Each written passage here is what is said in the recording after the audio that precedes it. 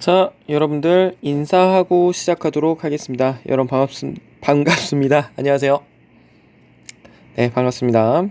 자, 조재현 프로젝트 5주차가 되겠습니다. 5주차. 벌써 5주차가 되었네요. 네, 이제 얼마 안 남았습니다. 11주차 정도? 지금 16주 정도 이제 보고 있는데, 거의 다 끝나가는 것 같습니다. 뭐 아직 멀었긴 하지만. 자, 오늘은 고려의 경제, 그리고 사회와 문화, 여기 부분에 대해서 살펴보도록 하겠습니다. 여기 같은 경우도 이제 시험 문제 자주 출제가 되는 부분이에요. 자주 출제가 되는 부분이니까 잘 정리하셨다가 문제 나오면 맞추시면 되겠습니다. 자, 먼저 살펴보도록 할게요. 자, 고려의 경제부터 보도록 할게요. 자, 이 고려의 경제 부분은 이제 자주 출제가 되는 부분입니다. 이번 6월 모의평가에서는 나오지 않았는데 매번 항상 문제를 이제 분석을 하다 보니까 이 고려라고 하는 그 국가를 이제 빈칸으로 놔둬요. 그래서 여러 가지 이제 키워드들을 통해서 얘가 고려라는 걸 찾아내고 그 다음에 이 고려에서 볼 수 있었던 모습으로 뭐 적절한 거 이런 식으로 이제 문제가 나오곤 했었습니다. 근데 이번 6월 모의평가에 나오지 않았어. 자, 그래서 이제 고려의 경제 부분을 보셔야 되는데, 뭐, 토지제조 전시과 이렇게 나와 있지만, 자, 고려라고 하면은 딱 나오는 핵심 키워드들이 나와 있습니다. 나옵니다. 그걸 한번 정리해보자. 고려. 자, 고려라고 한다면요, 일단 첫 번째, 전시과라고 하는 좀 키워드들을 알아두시면 되겠습니다. 자, 이제 곡식, 농산물을 거둘 수 있는 전지와 땔감을 거둘 수 있는 시지로 나눠져 있어요. 이 전시과는 공무원들, 즉 관리에 대한 월급의 개념으로 보시면 되겠습니다. 월급으로 주는 땅, 이 땅이 바로 전시과예요. 근데 제가 이전에도 설명을 드렸다시피 이 과거에 우리 역사 속에서 땅을 나눠준다라고 하는 것은 소유권을 주는 것이 아니라 그 땅에서 세금을 거둘 수 있는 권리, 즉 조세를 거둘 수 있는 권리, 수조권을 주는 거라 그랬어. 알겠지? 그러니까 소유자는 따로 있고 공무원이 거기에서 국가에다 낼 세금을 공무원한테 바로 바치는 거, 그걸 수조권이라고 얘기를 해. 자, 그 다음에 또 이제 그 고려라고 많이 나오는 것이 은병 또는 활구라고 얘기를 합니다. 자, 이렇게 이게 뭐 한반도의 모습을 닮았다라고 하는데 이렇게 생긴 은전이에요. 은으로 만든 돈이라고 할 수가 있습니다. 자, 그럼 상당히 고액 화폐겠죠. 은으로 만들었으니까. 그리고 병란도 이렇게 알아주시면 되고요. 그리고 추가적으로 향, 부곡, 소. 이 향부곡소는 이제 특수행정구역이라고 볼 수가 있겠는데 여기에 산다는 이유만으로 이제 뭐 여러 가지 차별을 받게 돼요. 그래서 뭐 거주 이전의 자유, 뭐 이사도 못 가고 승려가 될 수도 없고 과거도 못 보고 그리고 일반 군현민들에 비해서 또 세금도 많이 내고 여러 가지 차별을 받는 그 동네가 향부곡소가 되겠습니다. 그리고 여기 추가적으로 상감청자까지 이렇게 알아두시면 될 것 같아요. 그래서 이 고려라고 하는 이 나라를 찾을 때 주로 나오는 핵심 키워드 전시과, 은병 또는 활구, 병란도, 향부곡소, 상감청자. 다 빠르게 따라 볼게요. 전시과, 은병 또는 활구, 병란도, 향부곡소, 상감청자 이런 말들이 나오면 아 이거 고려구나 라고 문제 푸시면 되겠습니다. 그리고 예전에 보기로 한번 나왔던 적이 있어요. 건원중부라고 그 성종 때 만든 동전이라고 할 수가 있겠습니다. 그래서 이렇게 넘어가면 될 것 같아요. 자, 뭐 추가적으로 이 병란도가 이제 국제무역항구로 이제 번성하게 되는데 이 고려라고 하는 말이 그 대식국 그러니까 아라비아 상인들에게 이제 알려지게 되죠. 그래서 꼬레 그것이 이제 오늘날 코리아의 어원이 되었다 이렇게 알아두시면 되겠습니다. 자, 고려의 사회 부분 한번 살펴보도록 할게요. 자, 고려의 신분제도인데요. 이 고려라고 하는 이 나라는 제일 위에 귀족, 그 다음에 중류층, 양민, 천민 이 수준으로 이렇게 구분을 할 수가 있습니다. 4계층으로. 자, 이 고려 또한 엄격한 신분제 국가이지만 이 앞에 신라에 비해서는 상대적으로 개방적인 그런 시대라고 할 수가 있죠. 이 신라라고 하는 나라는 이 골품제라고 하는 엄격한 신분 제도가 있었는데 이 고려 같은 경우에는 뭐 자신의 능력이라든지 어떤 전공 그러니까 싸움에서 어떤 공이 있거나 아니면 과거를 통해 이제 뭐 이렇게 관리로 이제 진급을 하게 되거나 관리에 이제 임명되게 되거나 이런 식으로 그 신라에 비해서는 이제 올라갈 수 있는 그런 기회가 있었어요. 그래서 신라보다는 좀 더 개방적이었다. 이렇게 이해를 하시면 되겠습니다. 자, 이 귀족들은요, 일단 유력 가문들 간에 이제 혼인 관계를 갖게 됩니다. 이걸 폐쇄적 통혼권이라 그래요. 폐쇄적 통혼권. 발음이 안 돼. 폐쇄적 통혼권. 폐쇄적 통혼권. 예, 맞아요. 이거 무슨 말이냐면, 얘 끼리끼리 결혼하는 거예요. 뭐, 문벌귀족은 문벌귀족끼리, 뭐, 이렇게 결혼을 얘기를 하는 거야. 그러니까 재벌은 재벌들끼리, 뭐, 이렇게 결혼하는 그런 개념으로 보시면 됩니다. 그리고 이들은 시험을 안 봐요. 시험을 안 봐서, 아버지나 할아버지나 이제 집에 가족이 5품 이상의 고위 관료야. 5급 이상의 고위 관료잖아? 그러면 시험을 보지 않고, 바로 이제 공무원이 되는 그것을 이제 음서라고 얘기를 합니다. 그리고 공음전. 이 공음전은 전시과랑 좀 다른 개념이야. 아까 그 전시과가 직역에 대한 대가, 즉 일을 한 대가로 받는 월급이라면 이 공음전은 내가 5품 이상의 고위 관료야. 그러니까 5, 4, 3, 2, 1 이제 이상의 이제 고위 관료잖아. 그럼 품위 유지비처럼 나오는 그런 땅을 말합니다. 근데 아까 얘기했었지? 땅은 소유권을 주는 것이 아니라 수조권을 주는 거야. 내가 5급 관리 이상인 이유만으로 국가에서 품위 유지라고 하는 돈이라고 할 수가 있어요. 그래서 이제 귀족들은 이 폐쇄적 통혼권을 통해서 이제 자기들끼리 결혼을 하고 음서를 통해서 시험을 안 봐도 되고 공음전이라고 하는 경제적 혜택을 받게 되더라. 그래서 이제 귀족 증투를 보시면 뭐 문벌 귀족, 뭐 무신, 권문세족 이 순으로 이렇게 발달하게 되더라. 아니 이렇게 지나가게 되더라. 알 수가 있죠. 자, 중류층은 이제 중간 지배층 하급 관리들을 말해요. 그리고 뭐 서리, 남반, 향리, 하급 장교도가 되겠고요. 이들은 이제 자손에게 직역이 세습된다라고 얘기를 합니다. 자, 자손에게 이제 직역이 이제 세습이 되고요. 그리고 이 정도까지만 하면 될 것 같습니다. 그래가지고 이제 군인, 그러니까 아버지가 이제 군인이었는데 그 아들에게 그 아들이 이제 아버지 그 직업을 이어받았어. 그러면은 이제 군인전, 그러니까 군인으로 근무를 하면 군인전이라고 하는 땅을 주거든요. 원래는 이 전시과, 즉 이 전시과라고 하는 것은 직역에 대한 대가를 주는 거잖아. 그렇기 때문에 이거는 이제 자신의 자손에게 세습될 수가 없죠. 그러잖아. 내가 지금 광덕구에서 근무를 하고 있잖아요. 근데 내가 아들한테 이 월급을 세습할 수는 없잖아. 그러잖아. 왜? 이거는 직역에 대한 대가, 내가 일을 한 대가로 받는 돈이니까.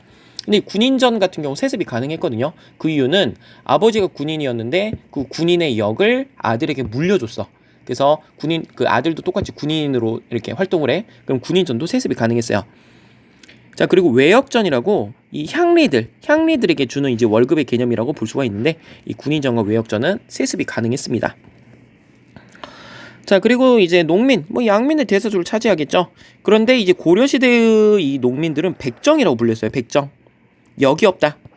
백정 이렇게 하는데 보통 이렇게 뭐 공무원이 아닌 사람들을 다 백정이라고 불렀거든. 관직이 없다. 직역이 없다. 그래서 흰 백자를 써서 백정이라고 불려. 이게 좀 어렵게 나오면은 시험에 나올 수가 있죠. 그래서 조선시대 우리가 흔히 생각하는 이제 그 도살 업종이라고 하나요? 그러니까 뭐 소나 이제 돼지 이렇게 그 다루는 사람들을 이제 굉장히 천하게 여겼었던 시대는 이제 조선이고요. 이 일반 백성을 의미하는 백정이라고 하는 이 키워드가 사용된 것은 이제 고려 시대라고 할 수가 있겠습니다. 자, 그리고 향부국소. 네, 일반 군현민에 비해서 이제 많은 차별을 아까 받는다고 설명을 드렸고요. 이들은 거주 이전의 자유가 없다. 과거도 못 보고 승려가 될 수도 없고, 그리고 다른 지역에 비해서 세금도 많이 내고, 이런 것들 알아두시면 되겠습니다. 그리고 노비예요. 이제 천민의 대다수를 차지하죠. 자, 재산으로 취급돼서 사고팔 수 있어요. 매매가 가능하고 아들에게 물려줄 수 있어요. 상속. 그리고 누구에게 선물로 줄 수도 있습니다. 증여가 가능했죠. 그리고 뭐 추가적으로 이 노비들 같은 경우에는 한쪽이 천하면 다른 쪽은 천하다. 그래서 노와 비, 노는 남자 종을 말하고 비는 여자 종을 말하거든요. 그 둘 사이에서 나온 아이를 노비. 그리고 한쪽은 양인인데 한쪽은 노비야. 그래도 그 아이는 노비. 이거를 일천즉천이라고 얘기를 합니다. 일천즉천. 자, 그 다음에 고려 여성의 지위 살펴보도록 할게요. 이 고려 여성의 지위는요 상당히 높습니다. 그래서 이제 가정 내에서 고려 여성의 지위가 이제 굉장히 높다라는 거 이거 반드시 알아주세요.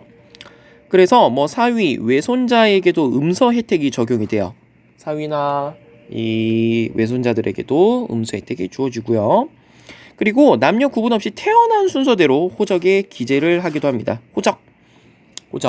근데 이제 나중에 이제 조선시대 때 가면은, 이 조선시대 때는 이제 남자만 호적에 기록을 하거나 아니면은 뭐 장녀여도 남자 다음에 이제 호적에 기록을 했거든?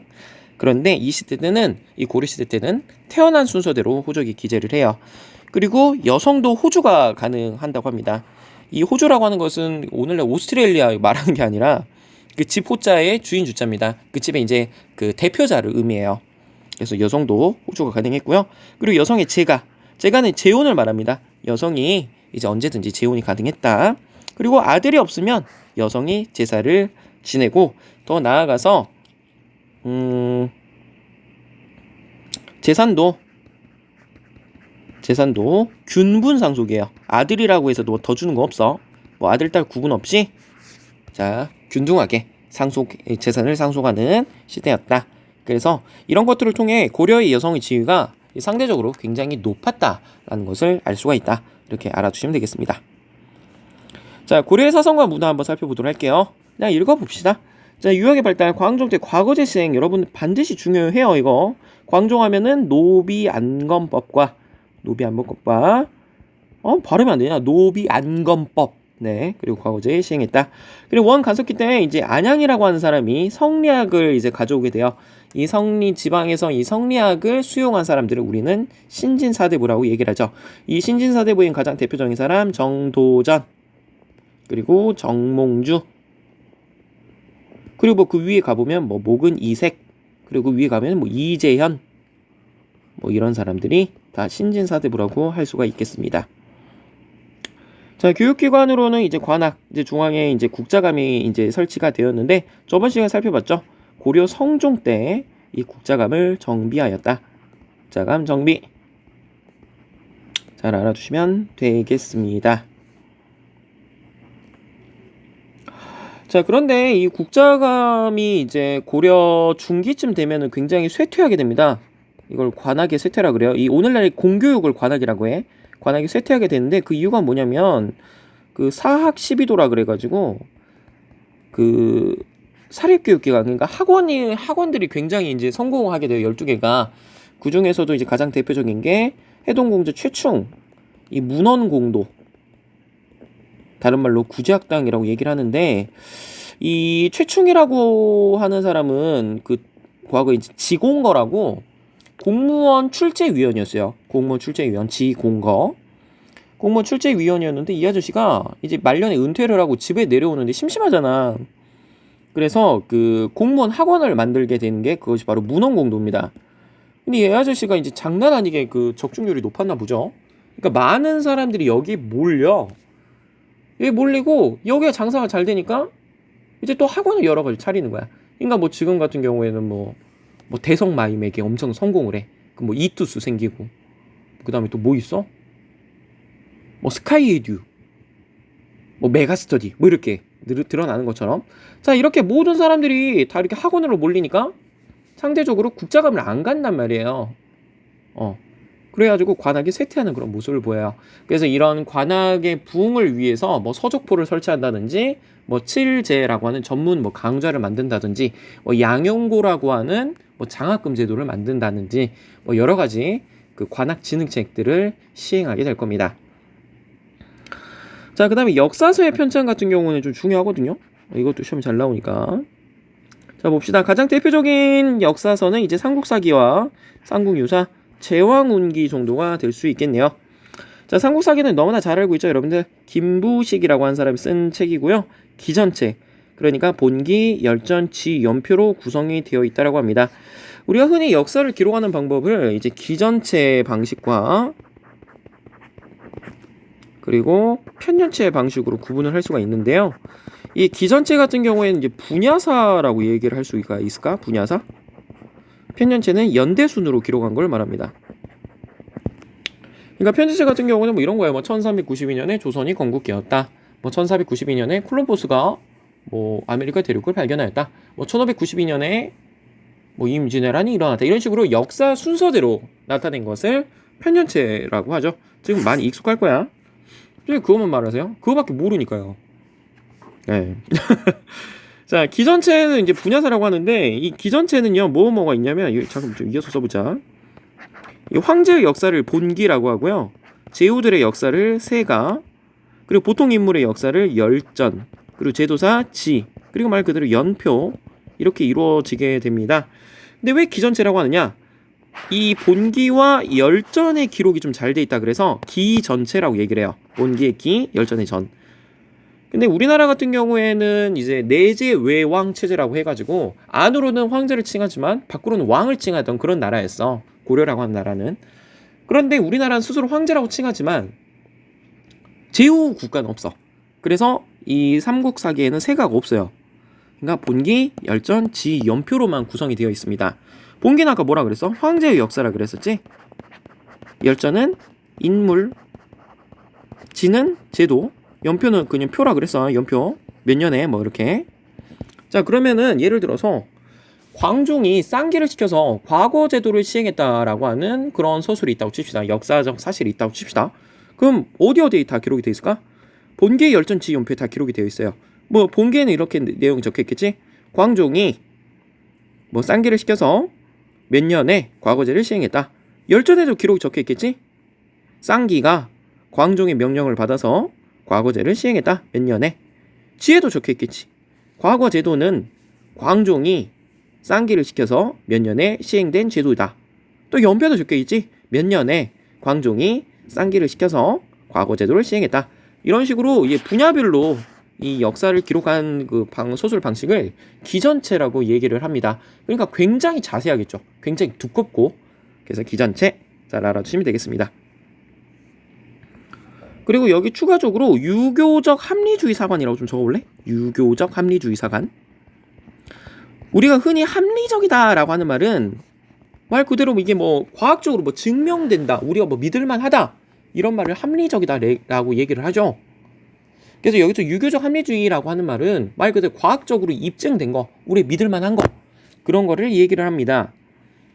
이런 말이 있어요. 자왈, 그러니까 공자를 말한 겁니다. 공자께서는 무징불신, 불어 괴령난신이라고 하는 말을 했습니다. 이거 시험에 안 나오니까 외우지 마세요.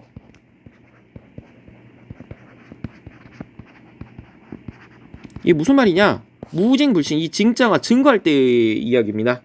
증거가 없으면 믿지 말어라. 불어, 말하지 말아라. 괴이한 힘과 믿기 어려운 일을 말하지 말아라. 이게 공자께서 말씀을 하신 거예요. 그러니까 증거가 없거나 그리고 믿기 어려운 거, 그리고 괴이한 힘, 이런 건 역사서에 기록하지 말아라. 이게 바로 유교적 합리주의 사관이라고 얘기를 하는 거예요. 이 김부식도 유학자입니다. 그래서 이제 공자의 말을 잘 듣게 되는 것이죠. 여러분들, 곰이 쑥하고 마늘 먹는다고 사람이 됩니까? 믿기 힘들죠. 그래서 그런 내용은 삼국사기에 기록이 되어 있지 않습니다. 알겠지? 이것이 바로 유교적 합리주의 사관이야. 자, 그 다음에 충렬왕 때는 여러분들 무슨 역사책이 있었냐? 삼국유사와 제왕운기가 쓰여져 있었어요. 여러분들 저번 시간에 충땡왕, 그러니까 충과 가운데 비어있고 뭐 이렇게 충땡왕, 무슨 시기라 그랬어요? 원간섭기입니다. 원간섭기. 야, 고려가 오래됐냐 원나라가 오래됐냐? 이 원이라고 하는 나라는 이 몽골이라고 하는 이 족속이, 이 몽골이라고 하는 부족이 고려를 항복시키고 그 다음에 원으로 이름을 바꿔요. 쿠빌라이 칸이라고 이제 원세조인데, 그 아저씨가 이제 고려를 항복시키고 이제 나중에 이제 원이라고 이름을 바꾸게 되는 거야. 고려가 훨씬 오래됐지. 그런데 정말 역사적으로 훨씬 오래된 나라가 이제 신흥국가에 의해서 이제 항복을 했잖아. 얼마나 자존심이 상해요. 아, 그래서 힘으로는 좀 그러고, 그러니까 역사적으로 우리나라가 얼마나 위대하고 오래된 나라인지를 이제 증명하고 싶은 거야. 그래서 쓴 책이 바로 삼국유사와 제왕운기예요. 자, 그러면 삼국유사 제왕운기의 가장 그 큰 공통점, 특징이라고 한다면은 단군 고조선 건국 이야기를 담고 있습니다. 우리가 반만년의 역사, 이렇게 가지는 오래된 나라다. 이걸 통해서 민족적 자주식을 표현하고자 했었다. 그래서 삼국유사, 제왕운기 이 두 개의 역사서에는 단군과 고조선의 건국 이야기가 담겨 있다는 거, 이거 반드시 정리해 주세요. 자, 그 다음에 불교도 좀 중요하죠. 불교도 별표 쳐놓으시고, 항상 불교가 시험에 나온 다음에 의천과 진울이 시험에 나오는데, 이번 6월 모의평가에서는 그 통일신라 때 의상대사가 시험에 나왔어요. 그래도 그 밑에 보기로 나올 수 있으니까 좀 정리해 두시기 바랍니다. 자, 의천은 천태종을 창시했습니다. 자, 따라해볼까요? 의천천태종, 의천천태종, 의천천태종, 의천천태종, 의천천태종. 자, 의천은 천태종이라고 하는 종파를 만들게 되는데요. 이 사람에게도 꿈이 있었습니다. 교종을 중심으로 선종이라고 하는 종파를 통합하자. 교종이라고 하는 종파는요, 여러분들 뭐 지금도 뭐 교회, 뭐 천주교 뭐 이렇게 하면은 여러 가지 종파들이 있잖아요. 뭐 장로회가 있고 뭐 침례회가 있고 뭐 이렇게 여러 개 많잖아. 그러니까 불교도 두 종파로 나뉘어져 있었어. 교종은 말 그대로 불교 경전을 공부함으로써 깨우침을 얻는 종파라고 한다면, 이 선종이라고 하는 것은 글을 몰라도 된다. 참선, 수행을 통해서 깨달음을 얻을 수 있다라고 하는 종파라고 하는 거야. 그 당시 교종과 선종으로 나뉘어져서 이제 세력 다툼을 하고 있었었는데, 의천은 그 중에서도 교종을 중심으로 선종을 통합하고자 했었습니다. 그런데 여러분들, 우리 결혼도 A와 B가 만나서 전혀 다른 C가 된다고 하잖아. 이것도 마찬가지야. 교종과 선종, 서로 너무나 다른 교종과 선종이 만났어. 그러니까 서로 다른 종파가 되는 거야. 그래서 천태종이라고 알아두시면 됩니다. 자, 그래서 이렇게 종파를 합쳤는데, 그럼 종파를 합치면 뭐해? 이제 뭔가 이거 수행 방법도 또 달라져야 되겠죠? 그것이 바로 교관겸수입니다. 여기서 교는 교종에서 말하는 거고요. 관은 직관이라고 얘기를 하는 건데, 오랫동안 수행을 하면 사람 마음을 꿰뚫어 볼 수 있는 직관이 생긴다고 합니다. 수행은 아까 전에 선종에서 말하는 거였고, 이 앞에서 이 가르칠 이 교리할 때 교야. 교종이지? 교종과 선종을 겸해서 수행해야 된다. 이게 바로 교관겸수예요. 누가 주장했다고? 의천. 이렇게 알아두시면 돼. 자, 그리고 진울을 한번 보도록 할게요. 자, 진울도 똑같이 의천과 똑같이 선종의 입장에서 교종과 조화를 의천은 똑같은 건 아니죠. 의천과 똑같이 교종과 선종을 합치려고 했던 사람이야. 그런데 아까 의천 같은 경우에는 교종을 중심으로 선종을 통합했다고 한다면, 이 진울이라고 하는 사람은 선종의 입장에서 교종을 통합하고자 했었다. 그래서 아까 의천이 천태종을 만들었다 그랬잖아. 이 진울은 이 조계종이라고 하는 종파를 만들게 돼요. 그래서 의천은 교종을 중심으로 선종을, 진울은 선종을 중심으로 교종을, 이렇게 보시면 되겠습니다. 자, 아까 전에 의천이 교관겸수를 주장을 했었다면, 이 진울은 정해쌍수와 도노점수를 주장을 했는데요. 착한 마음입니다. 오랫동안 수행을 하면 선정이라고 하는 마음이 생긴다 그래요. 선종이네요. 책을 많이 읽으면 지혜가 생기죠. 책을 읽는 거는 교종이네. 선종과 교종을 쌍으로 수행해야 된다. 정의쌍수야. 그리고 오랫동안 이렇게 수행을 하면 깨달음이 생긴다고 합니다. 우리가 뭐 유레카, 뭐 아르키메데스가 뭐 욕조에서 막 그 소리 하잖아. 깨달았다. 이거 불교 용어로는 도노라고 합니다. 도노, 딱 깨닫는 거야. 깨달은 거는 수행할 때 생기는 거지. 선종. 그리고 깨달음에도 점차적으로 수행을 해야 된다. 이건 교종에서 말하는 거예요. 자, 그래서 정해쌍수, 도노점수는 진울이 주장을 했었던 교리다. 알아주시면 되겠어요. 죄송해요. 물 좀 마셔볼게요.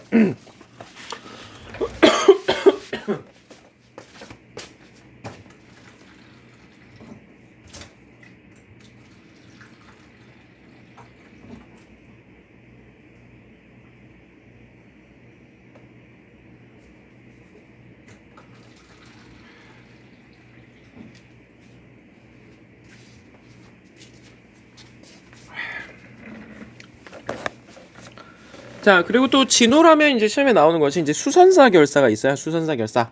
이 수선사 결사는 이제 불교 정화 운동이라고 알아두시면 되겠습니다. 불교 정화 운동. 자, 이 당시 이제 불교라고 하는 종파는요, 이제 이 스님 자체가 이때는 이제 고려라는 나라가 숭불, 그러니까 불교를 숭상하는 나라잖아. 그러니까 스님, 즉 승려라고 하는 이 직업은 굉장히 지배층에 속했어요. 지배층에. 그러니까 이 사람들이 이제 지배층에 있다 보니까 여러 가지 이제 부정한 일들을 해요. 그러니까 고리대, 그러니까 높은 이자를 받고 돈을 빌려주는 일을 하거나 뭐 땅 투기, 그리고 맨날 노름하고 술 마시고. 그러니까 이제 진울 스님이 보더니 뭐 하는 거냐 지금 스님들이 저렇게 세속적으로 뭐 향락이나 즐기고, 이건 잘못됐다. 그래서 이제 우리 산속으로 돌아가서 이제 노동하고 수행하고 그렇게 하자.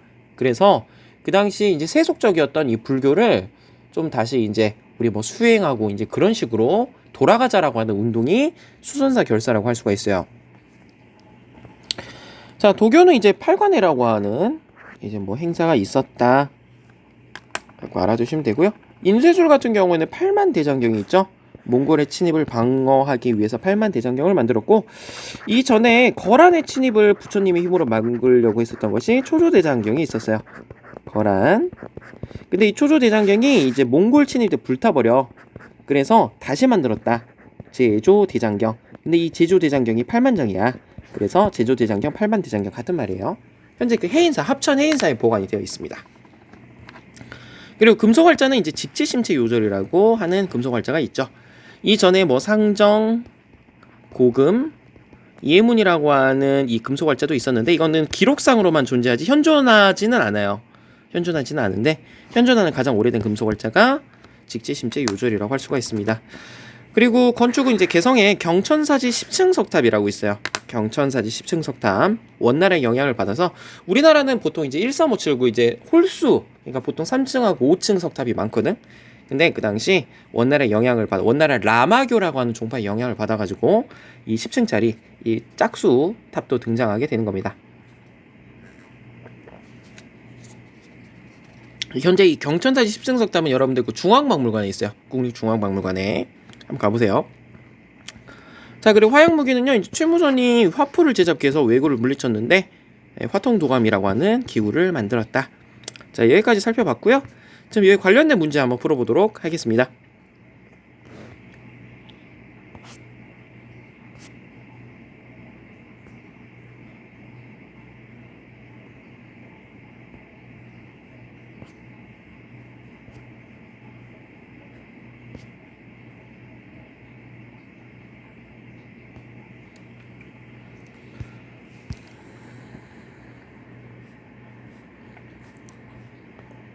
자, 5번 문제 한번 봅시다.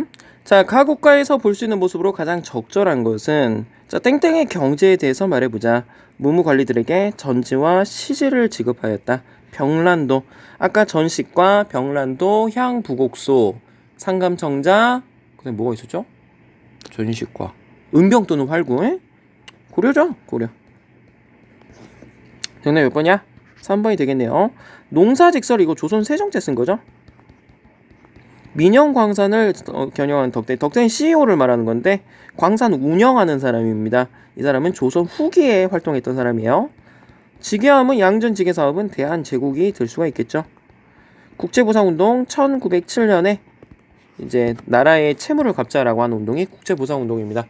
이 국제보상운동을 지원했었던 그 언론기관이 대한매일신보였죠. 그래서 다음 몇 번입니까? 3번이 되겠네요. 쉽죠?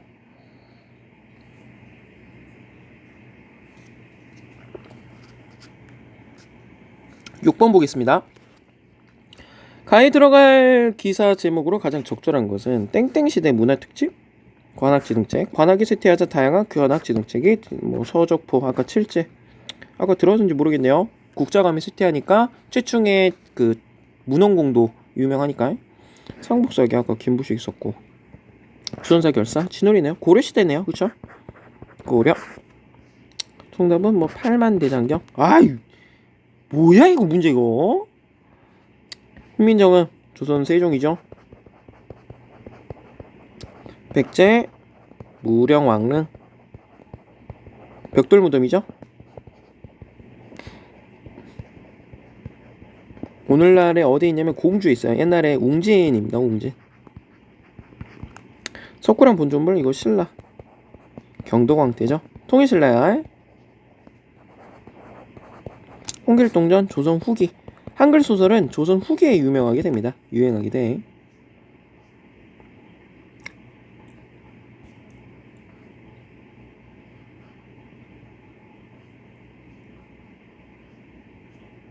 됐고요.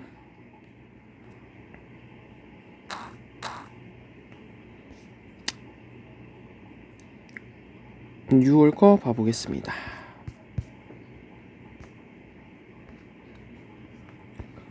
자, 다음 대화에서 공통으로 설명하는 문화유산으로 옳은 것은 고려의 인쇄술을 뭐 보여준다. 부처님의 힘으로 몽골의 침략을 막는다고. 합천의 인사에 있다. 팔만대장경이 되겠네요. 임신서기석 같은 경우는 임신년에 이제 두 명의 화랑이 우리 뭐 공부 열심히 하자라고 새겨놓은 비석이라고 할 수가 있어요. 서약을 한 비석이야.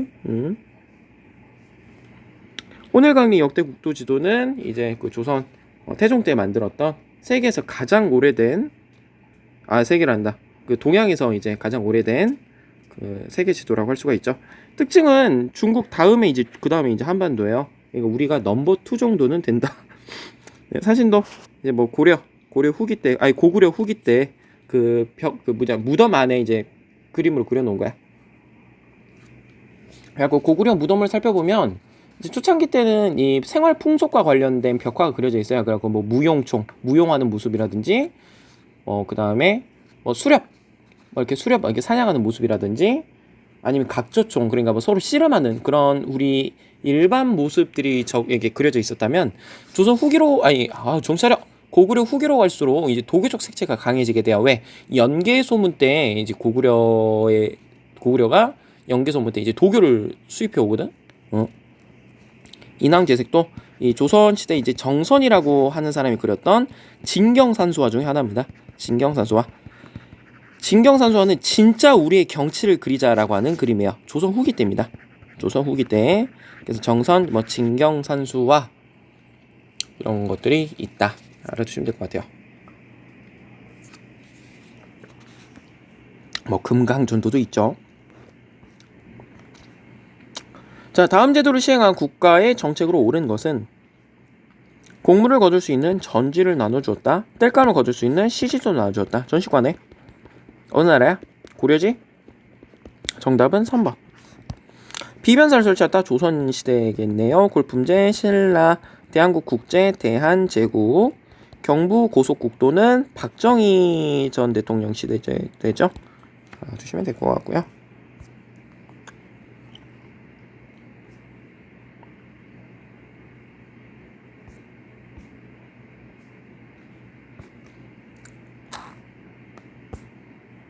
(9월)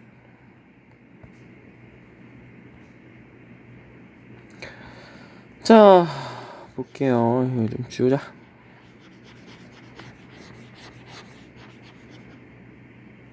다음 정책을 추진한 국가의 경제 상황으로 옳은 것만을 보기에서 고른 것은, 자, 이제부터 유통하는 모든 은병의 표식을 하고요. 뭐 은병, 활구라고도 하네요. 고려 시대죠. 병란도, 전식과, 니은 디귿이 되겠네요. 지게화문에서 지게를 발급했다. 아까 대한제국이라고 설명을 드렸고, 대동법은 조선 후기 누구 때? 황해군 때 시행한 제도라고 할 수가 있겠죠. 너무 쉽죠, 여러분들?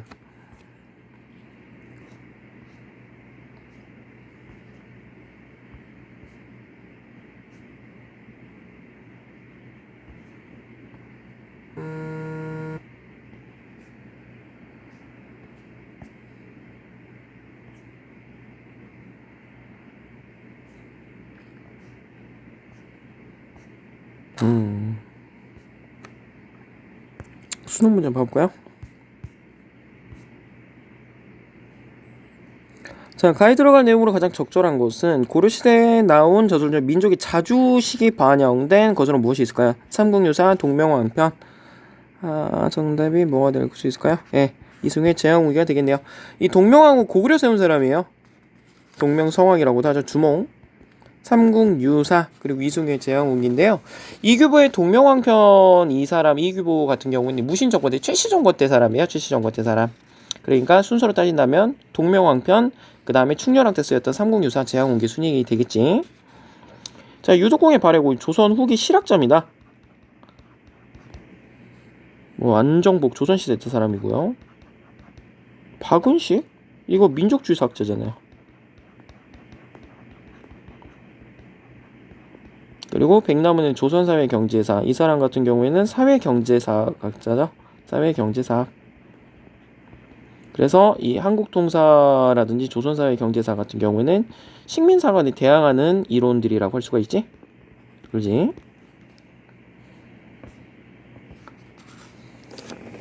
네, 답은 3번.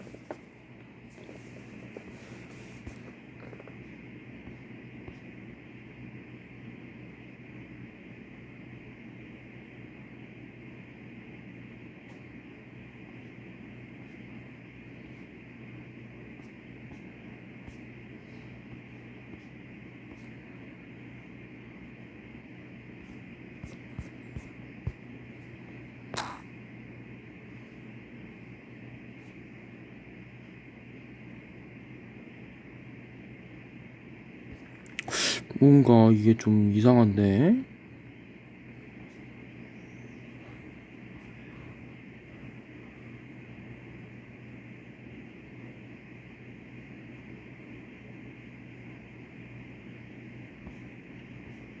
제대로 하고 있는 건가? 아까 3월 거 했고 4월 것도 했죠?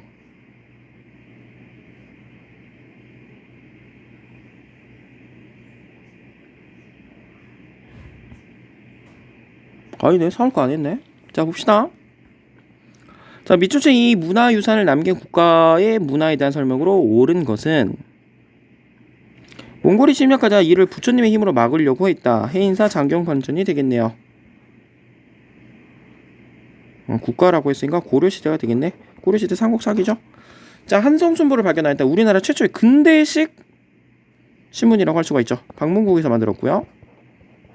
대동여지도 조선 후기 김정우라고 하는 사람이 만들었고, 황려석 구조목답 선덕여왕 때, 신라지 홍길도정 조선 후기와 관련된 설명이 되겠습니다. 답은 1번.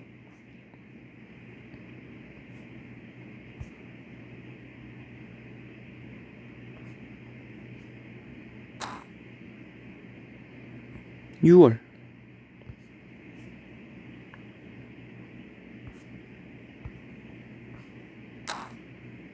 7월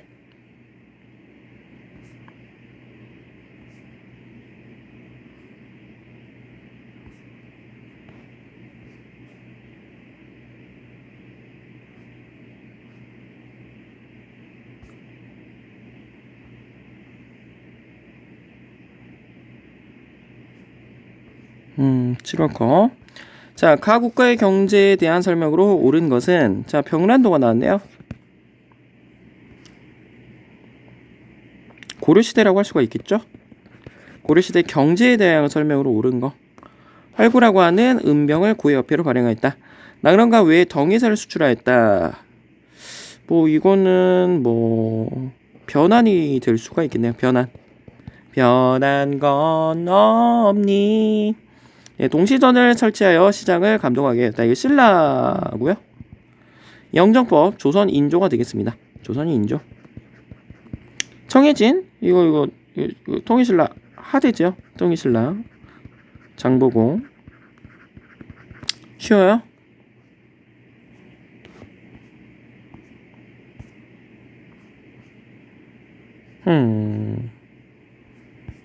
이게 7월이죠?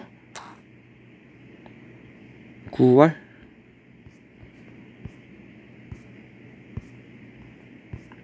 천천히 합시다. 천천히. 했네. 9월. 수능. 아까 수능 했었던 것 같은데? 그러네. 수능도 했고. 10월. 아, 뭐 바보가 된 느낌이지? 자, 10월 볼게요. 자, 각 국가의 문화에 대한 설명으로 옳은 것은, 자, 송광국사, 보조국사 진울이라고도 하거든요. 진울, 송광사, 뭐 정예결사문, 수선사 결사. 그러니까 이 고려시대 문화 고르라고 하는 문제네. 정답은 4번이 되겠죠. 동의보감, 조선 허준, 임진왜란 이후에 이제 적었지. 무련왕릉, 아까 이 백제 무령. 한글 소설, 아까 조선 후기라고 설명드렸고요. 석굴암 본전불, 통일신라, 경동왕때. 답은 4번.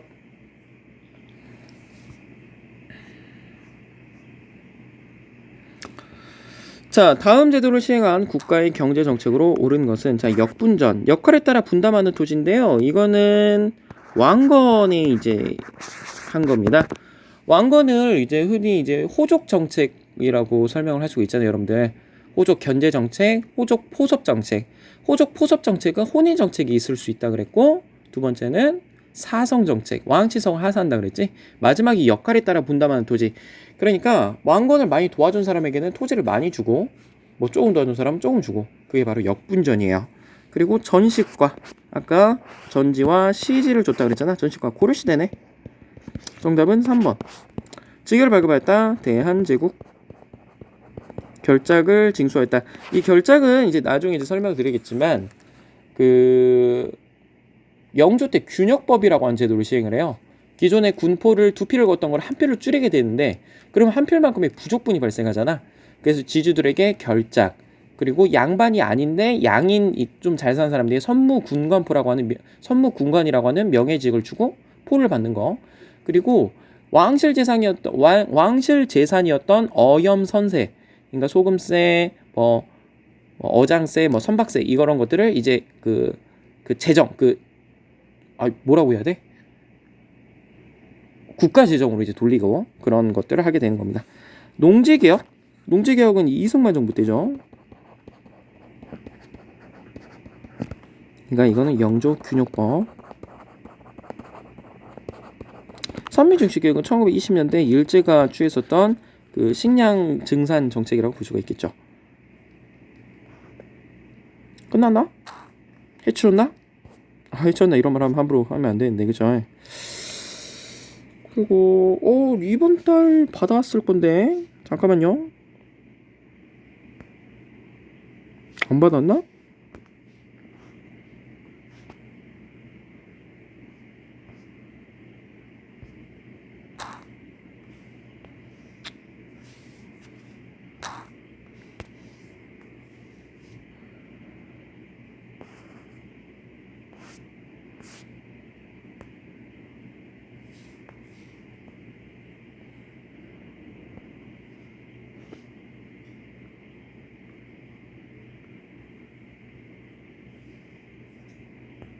이건가? 이게 수능 문제인 것 같은데.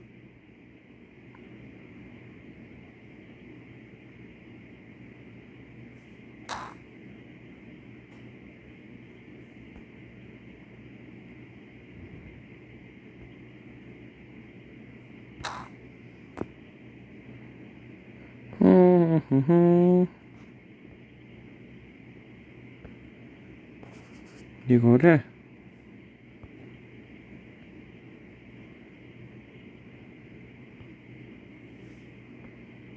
이렇게 옮기고 이름을 변경하는데 21년 6월 이렇게 바꿔놓으면 되겠죠? 됐습니다.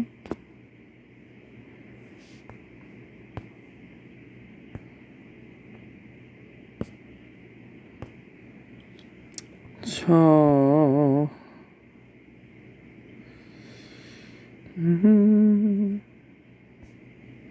이번 6월에는 문제가 없었나?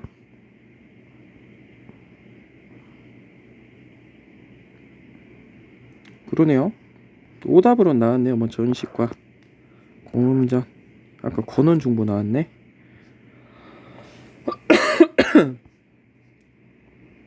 그러네요. 없네요.